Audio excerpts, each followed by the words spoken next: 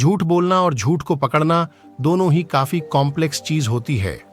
अगर किसी इंसान को ठीक से झूठ बोलना ना आए तो यकीनन उसके लिए काफी परेशानी भरी स्थिति हो जाती है।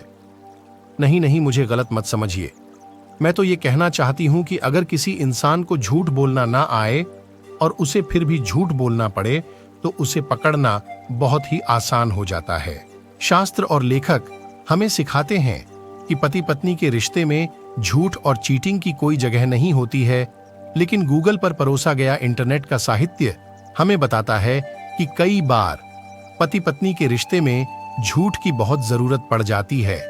आपको यकीन नहीं आता तो एक गूगल सर्च करके देख लीजिए, आपको एक नहीं 1001 आर्टिकल मिल जाएंगे पति पत्नी के रिश्ते और झूठ से जुड़े हुए।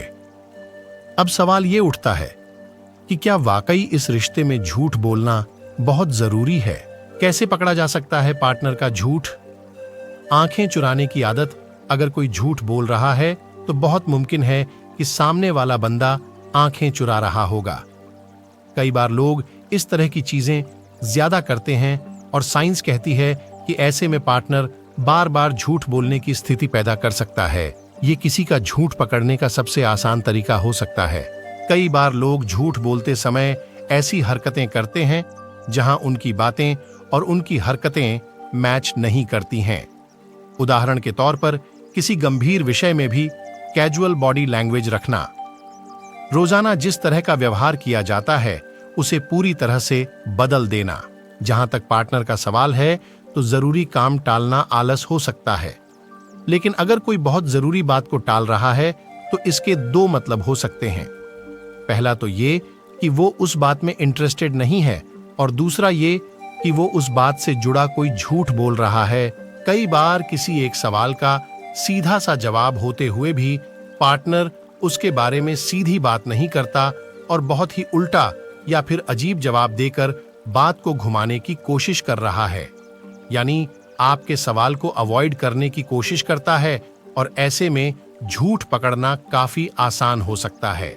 इस समस्या से शायद अधिकतर महिलाएं परेशान होती हैं कि पार्टनर उनके लिए वक्त नहीं निकालता, लेकिन अगर कोई अचानक से बिजी हो जाए और एक खास बात को लेकर ही वक्त ना निकाल पाए तो ऐसे में भी ये मुमकिन है कि वो झूठ बोल रहा हो।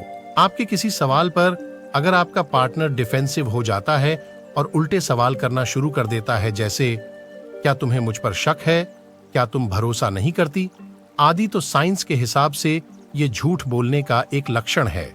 अब इसे हम पूरी तरह से झूठ से जोड़कर नहीं देख सकते हैं, क्योंकि अधिकतर लोग अपने फोन में काफी कुछ ना कुछ प्राइवेट रखते हैं और रिलेशनशिप में थोड़ी प्राइवेसी रखना जरूरी है। लेकिन अगर आपका पार्टनर इसे लेकर बहुत ज्यादा सेंसिटिव है और आपको इसे हाथ भी नहीं लगाने देता तो थोड़ा शक हो सकता है।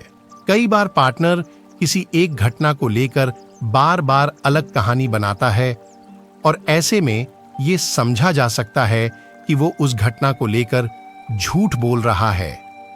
ऐसा अधिकतर तब होता है जब उस घटना से जुड़ी कोई ना कोई सच्चाई छुपाई जा रही है।